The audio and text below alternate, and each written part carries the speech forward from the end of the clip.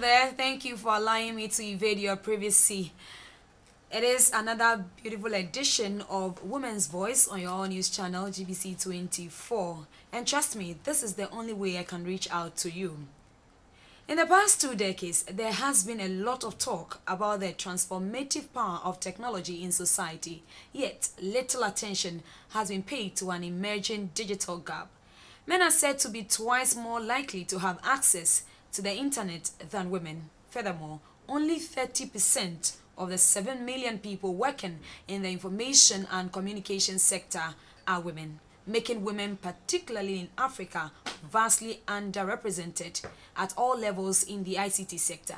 But how can women have their groove on in this male-dominated industry that remains buoyant as a growing place for employment? I am your host, Rebekah Awuah, and to help us know more about the subject for discussion on Women's Voice is Regina Fremah Agyare, an alumni of Ashesi University and a member of the 2005 class, a Ghanaian software developer and founder of Soronko Solutions, a software development company. CNN African startup described her as a Ghanaian tech guru who wants to develop the next generation of women in technology. Regina has been in the technology industry for over 8 years and has worked in varying positions as product manager for internet applications at Rancard Solutions, product manager for Ebusiness Applications at Zenith Bank, and management and information system supervisor at Fidelity Bank. Regina represented Ghana on the Apprentice Africa program and was interviewed by Microsoft in Seattle.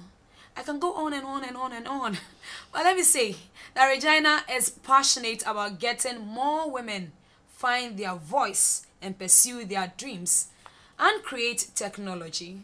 I'm privileged to have you in the studios, Regina. Great to know that there's a woman in technology. And describing you as a technology guru, how does that one make you feel?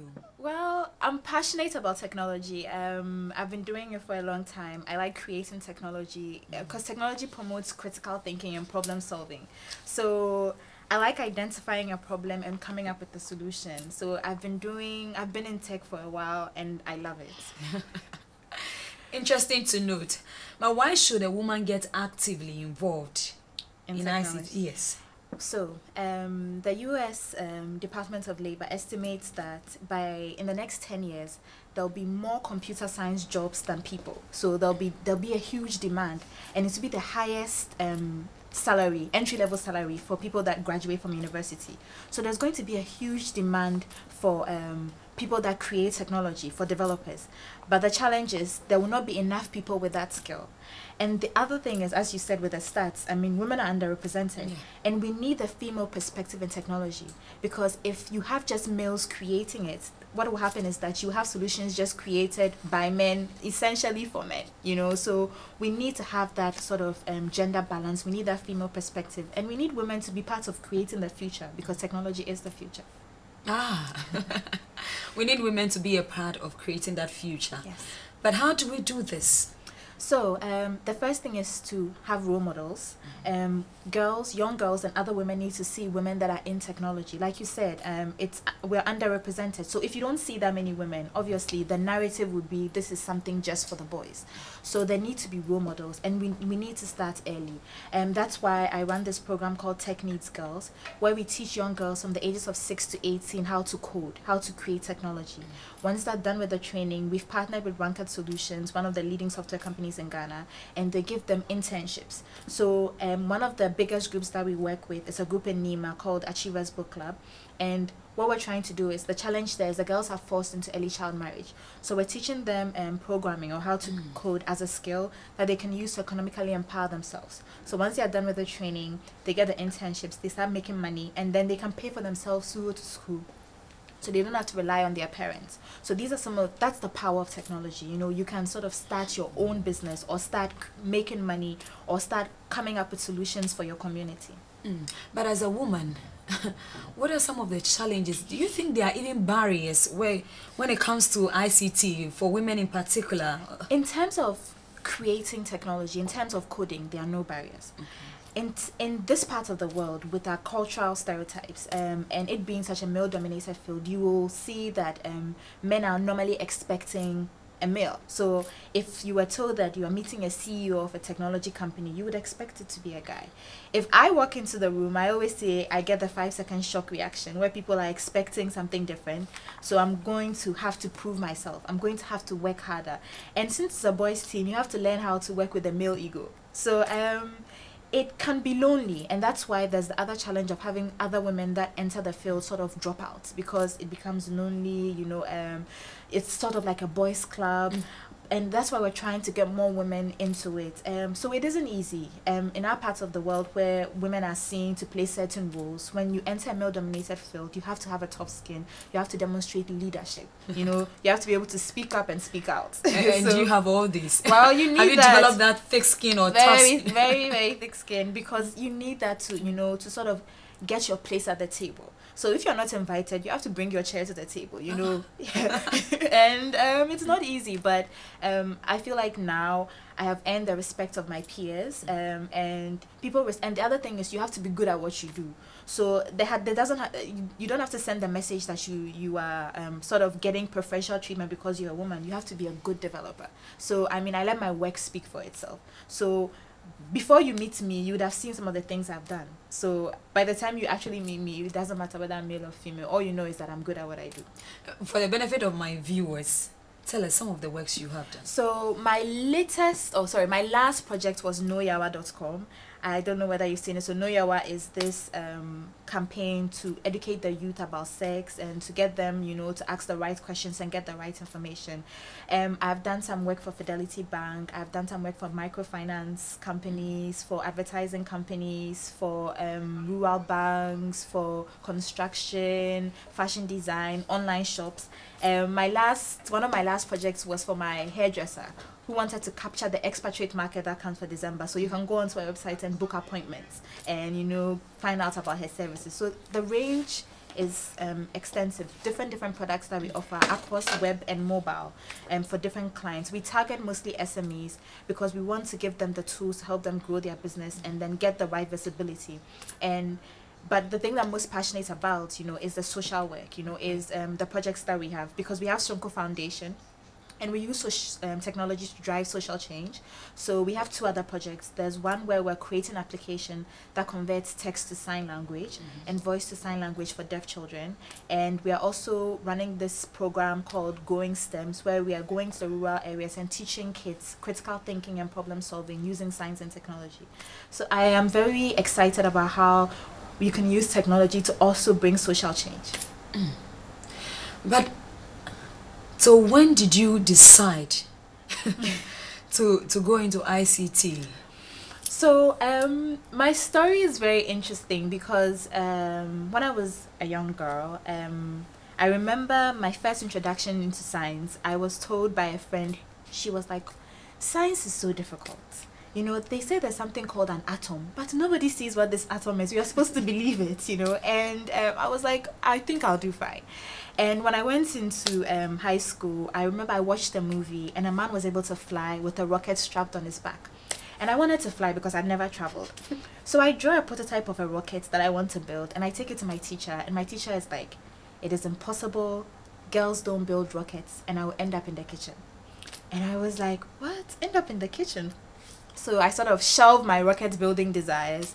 And the thing that I found lacking was that, our educational system is based on rote memorization. It's not practical enough. So you have a young person with a very curious mind, but all you do is chew and pour.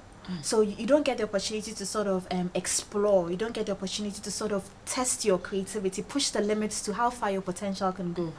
And so when I wanted to study technology, once again, I heard it, girls don't study technology, it's, very difficult. There's a lot of maths is hard, And, I didn't listen to all that. I went ahead to study technology. So I went to Ashesi University and I studied computer science. My first computer science class was Visual Basic. When I took that class, I failed. It was very difficult. There were 3 girls in the computer science class. It is difficult. Yes. I have done Visual Basic before, so I know what you're talking about. And I was it is like, difficult. I was like, what is this thing? I mean, who has sent me? Why don't I just do arts and be free, you know? So on my way to change my course, I sort of stopped and thought, okay, is this how I'm going to approach every hurdle that comes my way? So the first hurdle, I'm like, okay, this is difficult. I'm going to give up. No. So I went back and worked day and night. I literally burned the midnight oil, and you know, I was coding, doing projects on my own, you know, doing different languages. I worked extra hard, so I worked twice as hard as everybody else, and the result of that was I ended up being the top software developer, boys and girls. Wow. So I mean, it really taught me, like, when you meet a hurdle, you have to work hard. And from that point on, the word impossible is not in my dictionary. You know, I don't think anything is impossible. So, I mean, I hate impossible, the word impossible, and there are no limits. I mean, I feel like anything is achievable. Great. I'm really impressed. But do you share the opinion that mobile and internet solutions can help women become financially independent? Definitely. I am living proof of that. By being able to create these technologies, I've been able to, you know, start a company.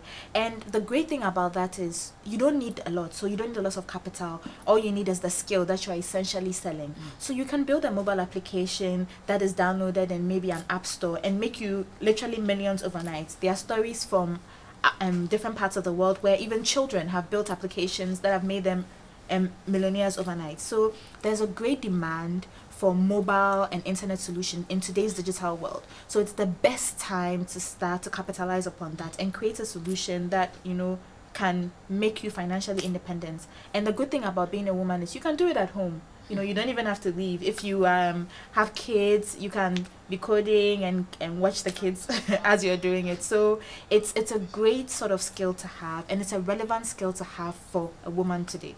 But how can this help an entrepreneur, a woman trying to grow her business or start her business? So no matter what business it is, so you can be in fashion, you can be in pharmaceuticals, whatever it is. Now the good thing about today's world is that it's no longer about just Ghana. You should be able to take your products beyond the shores of Ghana. So you should have not just local appeal but international appeal, and that's one of the things technology gives you. So it gives you the ability to transcend borders. So now let's say you start a small, maybe, bead shop, you know, in your house, and you're selling beads to people in your area. You can create a website, create an online sort of e-commerce site, then start marketing on social media for free, create a campaign, create a buzz, get people to start buying locally, get people to send orders from all over, from China, from Japan. Then now you start exporting your beads to different African countries. So when somebody is watching you, watching models on the runway of Milan, they will see the models wearing your beads. That is the power of technology. You know, taking your business from something that you're doing in the corner of your house onto the world stage. So in my story, I've been like all over. So I've been on CNN. I've been interviewed by BBC. We will get there. So we'll get there. It is something you need to share with every woman out there. And it's all started. I started from my room with a laptop and a table, and I've been able to transcend borders. And that's the power of technology. Wow. But can women also do without ICT, or they risk being left behind in a definitely being I can't stress in a rapidly changing world? Yes, I can't stress enough how important it is for women to get on board and not to be left behind. I mean, this is the opportunity that we have to sort of set the pace and lead the charge, and sort of also be relevant or join the discussion. I mean, in some places in the developed nations, if you don't know technology, it's impossible to move around, because from the train station to the restaurants to even the homes, there is some sort of technology that sort of activates or guides it. So if you don't know technology, it's going to be very difficult even to move around. Now cars are driving themselves, so Google is building cars that drive themselves, and people are planning a trip to Mars or to the moon. So imagine, the possibilities are endless. We don't want the female race to be left behind. We don't want to always sort of play catch up, always sort of just sit there with our arms folded, waiting for somebody to tell us what to do. We want to also contribute, because I mean, women form were an equal majority, so it's like the population is mostly women, a little bit more than men. So this is the time to not sort of compete with the men, but collaborate with them, to come together, so we work together towards common solutions. Wow. How about, do you think that the introduction or the coming into being of cafes has really helped or worked the magic for women when it comes to cyberbullying? Well, now you don't even need to go to a cafe. I mean, I know more people access sort of social media and Facebook on their phones. So there was a discussion about, you know, sex tapes and cyberbullying and all that. And the thing is, most of the times women don't even know, you know, whatever it is that's happening. So for example, some women don't even know like what to do when somebody is bullying them. Some women don't know that if you take a picture of your left breast and send it to a guy, there's a possibility that that will go onto the internet and it will haunt you forever. Because in our part of the world, I mean, the guys will be seen as, okay, he's, you know, a guy, but you will be seen as a prostitute, a loose girl, you know, all sorts of things. So even the women don't even understand, you know, how to protect themselves. They don't understand. They think, okay, the boy will tell them, oh, this picture that you're taking or this message that we're writing is just between you and me. And you know, you trust them, you think, oh, he's not going to do something like that, but you don't understand. If you understood the implications, you'll be like, no, I trust you, it's between you and I, but let's not do this. There's no need for that. You know, we can do something privately, we don't need to. And they would also understand their privacy settings. So young girls are putting their information out there. And there's something called internet predators. So people that go and study your timeline. So for example, Rebecca, if you're putting your whole information, okay, I'm coming on GBC, after that I'm going for a drink at Paloma, I'm doing this, two things can happen. Either people know that, okay, Rebecca lives around this area, she's mostly at the studio at 3 p.m, so she's not at her house, thieves are coming to your house. The second thing is you have a young man who, you know, has studied your timeline. So he starts telling you the things that you want to hear because he knows what you like. He knows Rebecca likes swimming. Her favorite book is, you know, maybe Mills and Boone or something like that. So he starts talking to you in a way to sort of attract your attention, and you think you found your soulmate. The next thing you know, this person either meets you and something bad happens to you, or this person starts to scam you. So those are all the things that are going on. But women have to be aware of how to, you know, fight this using technology, the power of technology. And that's, you know, that's one of the things why we don't need women to be left behind. We need to collaborate with the guys. Exactly, we need to collaborate with the guys. We need to work together with them. Yes. But you know, women are underrepresented, as I indicated earlier. Why this digital gap? It's because, you know, traditionally there are some subjects, you know, that are deemed male and female. So, you know, the maths and science. I remember in one of our Tech Needs Girls sessions, one of the young girls came up to me and said, I heard that if I study science, I will go mad. Is it true? And there's also the other stereotype that people that study computer science are socially awkward. So as a young woman, you know, in our culture, marriage is very important. Your father doesn't want you to spend hours behind the PC. When are you going to meet somebody to marry?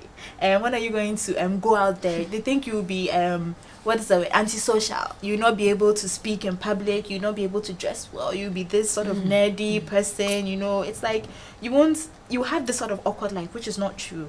I mean, technology is like in any other skill, something that you learn. It doesn't define who you are.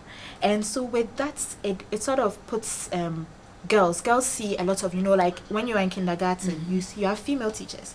When you enter sort of high school, senior school, who teaches you math and science? Male teachers. You know, it's predominantly the men that you see. When you hear computer science, I had a program with Camfed. We were I went to speak to, like, there were 720 girls, and I asked the girls, do you know who a software developer is? Most of them had never heard of the word. You know, so if I said, do you know where a fashion designer is? Hands would have shot up to the sky. Do you know who a caterer is? And so there are certain subjects that even, like, unless, let's say, if you're good in math and science, then your parents are like doctor, you know.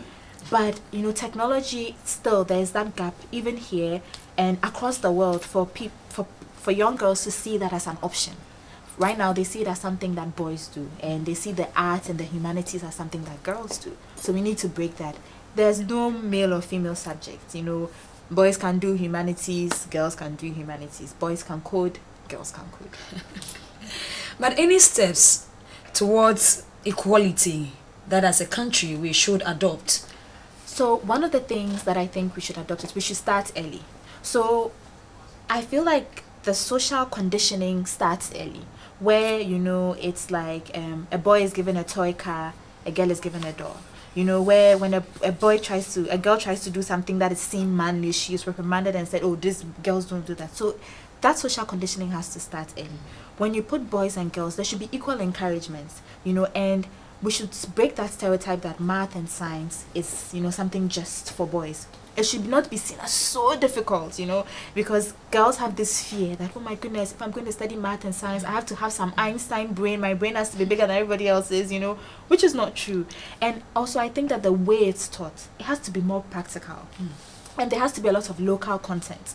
I mean, I have my own I can talk forever about our educational system, but I think that it needs, you know, it needs to be more practical, especially for the math and science subjects, so that everybody can understand it. If it's so abstract, you know, and for girls, we are more visual, you know, we need to feel and touch, we need to see. So even the way it's taught, if it's too abstract and it's too out there, it makes it, you know, very difficult to grasp. So it has to be more practical. But do you know, as women in ICT, even information communication technology in itself takes a lot of time. It demands you to be by your computer, concentrate. You know, it takes a lot of your time. So how do you go about yes, that? For a young woman who has doubts, should I go into it, or I should just forget about it, or something? What would you have to say to that person? You know, it appears that you spend so much time, because when you watch the movies, that's what you see. In the beginning, when you are learning, yes, you will invest a lot of time.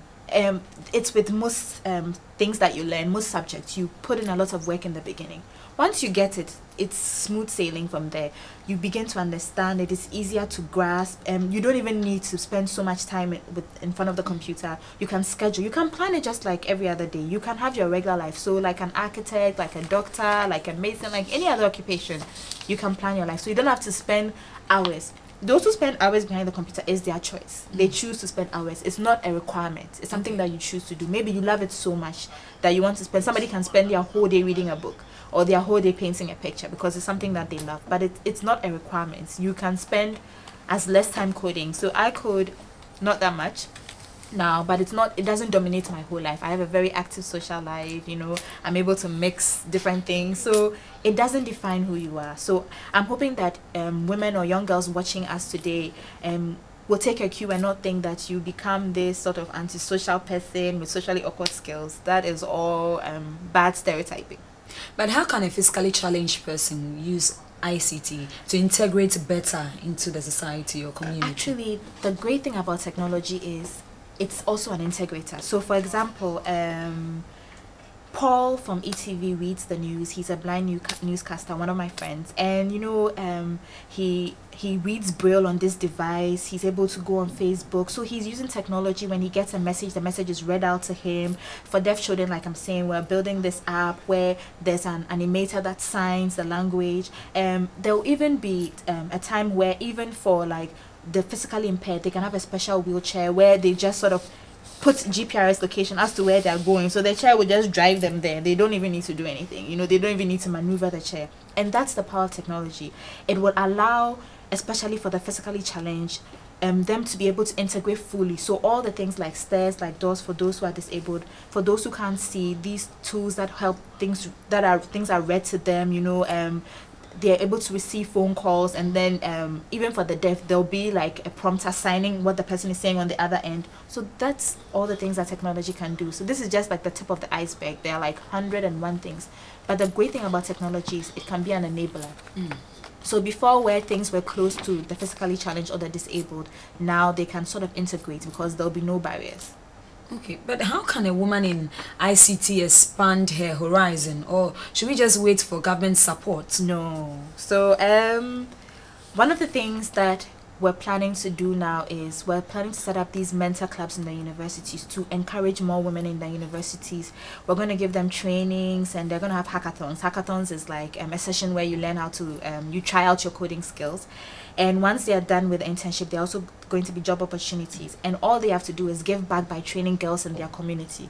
So we are going to start what we call sort of a domino effect. So we train university girls, they train young girls. Others. When the girls go into university, they become trainers and like that. So you don't have to wait necessarily for the government. I feel like young people have the right skills to sort of lead and even be an example for the government. So to sort of set the pace so that even the government can see, okay, the young people are taking charge of their own destinies. We have all the tools that we need.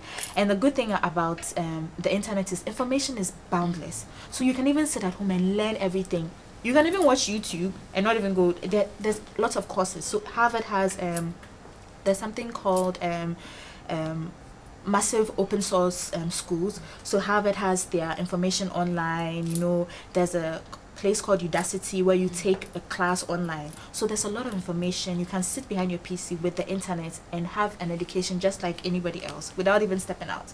So young girls or even young guys can have the power, can use the internet well. So apart from just social media, you can use it to enrich your knowledge, to expand yourself, to learn about different things. So an example is when I went natural, I had to go onto YouTube to even learn how to manage my natural hair. So I didn't even need to go to the salon. I learned all the tips and tricks off the internet. Wow. But as a tech guru or a technology guru, what do you believe in? So I believe in the power of technology to bring social change. I believe in connecting the unconnected. And I believe in using technology to empower marginalized groups, especially women and the disabled. And I believe in bringing change as one individual, but having that change spread to millions of people using technology as a tool. So for me, technology allows me to provide solutions that will be used by people all over the world.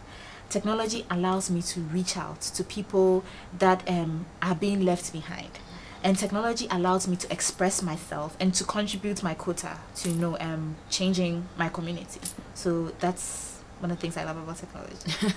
But why did the Google, is it the Google Research Program? Reach program. Reach program. Yes. And is it the Crown Princess of Sweden, yeah. locates girls in technology, of which you're a part of? Yes. So how did this come about? So for Google Reach, we applied to have them come and work with us. So we had a team from Google come and work with us for 3 weeks, and they helped us with the curricula. So we're building this a curricula to change the way science and technology is taught. And our curricula, we're using it for our girls to teach them how to code. And we're hoping to scale the curricula in the future with the government to all public schools, so that we, like I said, science and technology has to be more practical. But we want to make sure that we build a solid, robust curricula, and that we've tested it, and we have a lot of case studies. So Google came and helped us with our curricula. And so I'm a change leader with Tigo Reach for Change, and that's a wonderful program. Tigo supports us with grants and also with mentorship and training. And we had first we had the Swedish ambassador come, and then next we had the. How did you get? So it was all from Reach for Change. So Reach for Change is the CSR arm. So they Google connected you. No, Tigo connected us. Okay. So Google was a different program. Then we had Tigo connect us through Reach for Change with the Swedish ambassador who came to see our program, and then we had the Crown Princess of Sweden, and she came straight from the airport even before she saw the president. So we say that's our claim to fame. So before she saw the president, she came to see us first.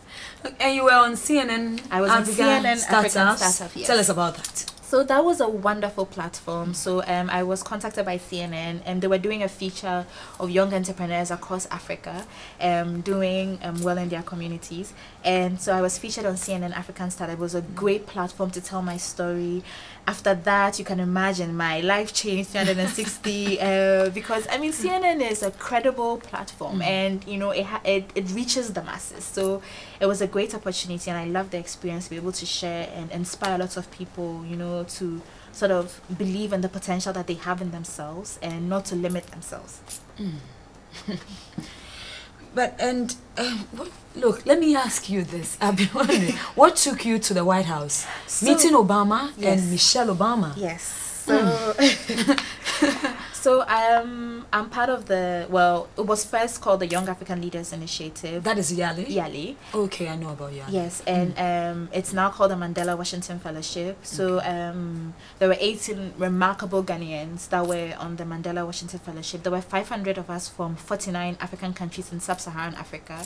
It was a great experience. I went and I studied business and entrepreneurship at Dartmouth College, one of the best universities, I have to say. Shout out to Dartmouth. And after we had a summit, we came up with certain recommendations, because right after our summit was the meeting with the African leaders. We came up with certain recommendations. I had the opportunity to have a closed-door meeting with Michelle Obama to talk about girls' education, and it was very inspiring and kind of surreal to have, you know, Michelle and Barack Obama standing there speaking to us. It was, you know, it was really moving, and to sort of meet different Africans, share ideas, and talk about the possibilities of collaboration. So now I know that when I want to take my business out of Ghana, I have 25 countries I can start from, because I have a network in 25 countries. Just for meeting Obama? Well, just even from in my school, because there were 25 of us in the different universities. But they were in the first high-profile personality you had met? No, they weren't. I mean, I consider meeting the Crown Princess very high-profile. I was also in Washington. Well, they are pretty up there. But I have met, because of the different organizations that I belong to. So I'm an Aspen Institute New Voices Fellow. So we have had some programs. So we went to Washington. I went to speak at Harvard University. I am part of the World Economic Forum, the Global Shapers. The Global Shapers are a group of young people, change leaders in their communities. And in the World Economic Forum, it's a meeting of the world's, you know, leaders. You know, they all meet in one room. So on Sunday, I'm going to China to have, as part of the World Economic Forum, annual meetings of new champions, where we're going to talk about science and technology and see how far the Chinese have come. They're going to do exhibitions. So I'm going to sort of learn and study them and come back and implement some of the cool things. So being a member of these different organizations and being invited to speak at different places all over the world allows me to meet different high-profile people. Yeah. It is still Women's Voice. We are discussing women in ICT, the great equalizer in global development, and Regina Fremah Agyare is my guest in the studio. This discussion, myself, I'm being inspired, and I know you are being inspired as well. Please don't go anywhere. We'll come back shortly to talk more about women in ICT.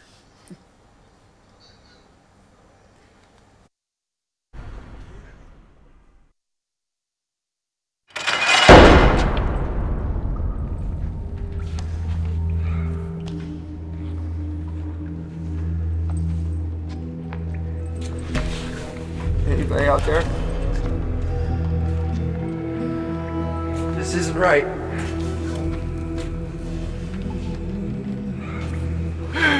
Why don't you just tell me what I did, please? Can somebody just tell me? God, I should talk to somebody.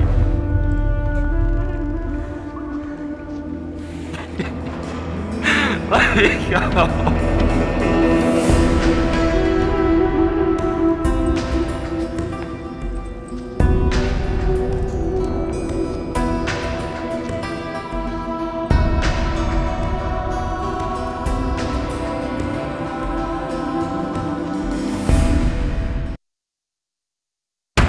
Next case. The People versus Martin White.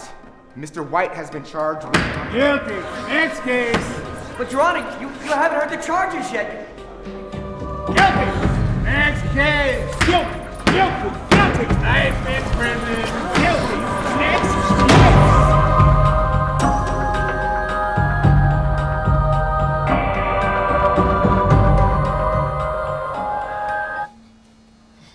Welcome back to Women's Voice, and we are discussing women in ICT, the great equalizer in global development. And helping me do this is Regina Fremah Agyare, an alumni of Ashesi University, a Ghanaian software developer and founder of Soronko Solutions. She is described by the CNN African Startups as a tech guru. Regina, before we went on the break, you were talking about how come you met Obama and Michelle, who were obviously not the first personalities or high-profile personalities you have met. Yeah. But from your profile, I realized that you were a banker. Yes. So what happened? So after school, I worked at a software company, and then I worked at 2 banks in the IT department. And working in the bank it's really wonderful. You know, you get your salary. It's a very comfortable job. And when I was thinking about quitting, it wasn't an easy decision because I literally had no plans. You know, all I had was an idea and the passion. That was just it.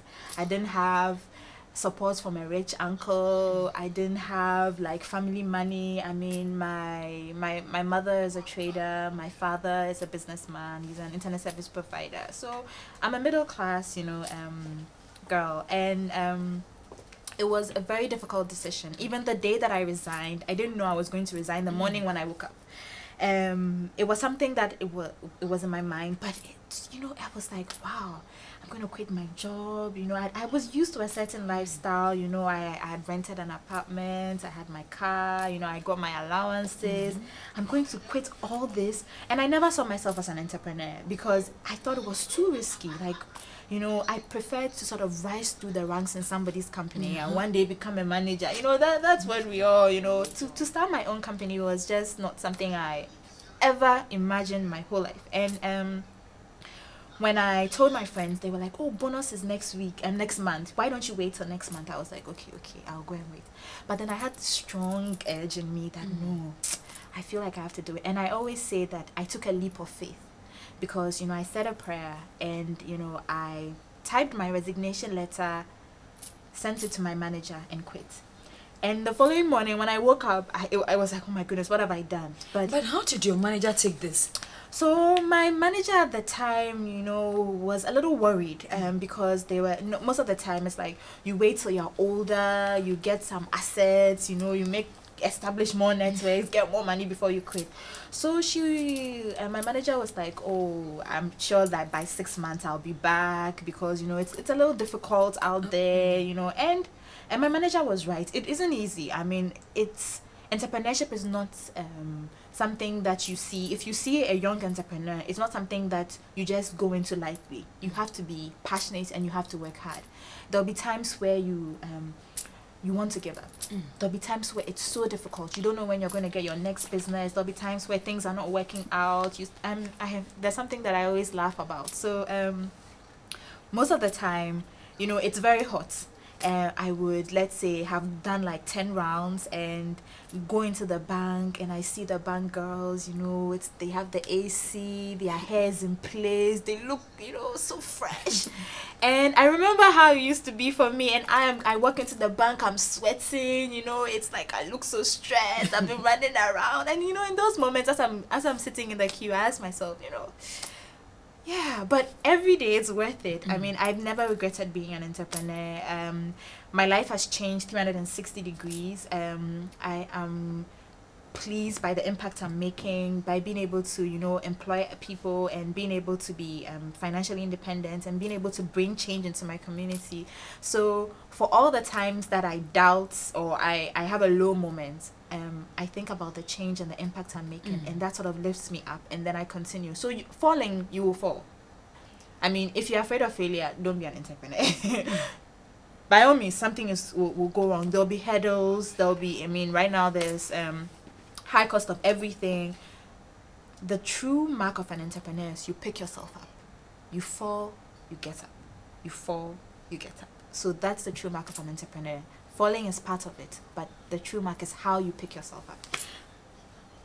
Maybe somebody might be watching us now, a young woman, a young girl who wants to be an entrepreneur. And the person is thinking first of, how do I get the capital?